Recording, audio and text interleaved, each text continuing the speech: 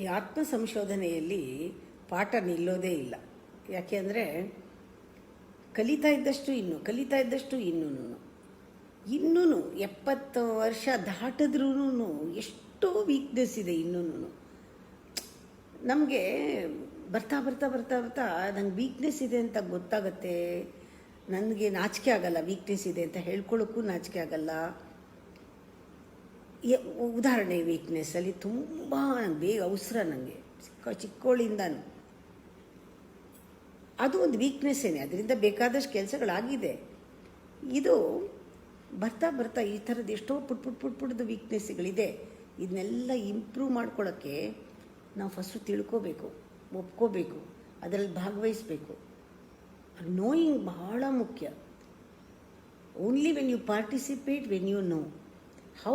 ಎಷ್ಟು ನೋಯಿಂಗ್ ಆಗತ್ತೆ ಅಂದರೆ ಎಷ್ಟು ಚೆನ್ನಾಗಿ ನೀನು ಪಾರ್ಟಿಸಿಪೇಟ್ ಮಾಡ್ತೀಯ, ಅಷ್ಟು ಚೆನ್ನಾಗಿ ನೀನು ತಿಳ್ಕೊತೀಯ.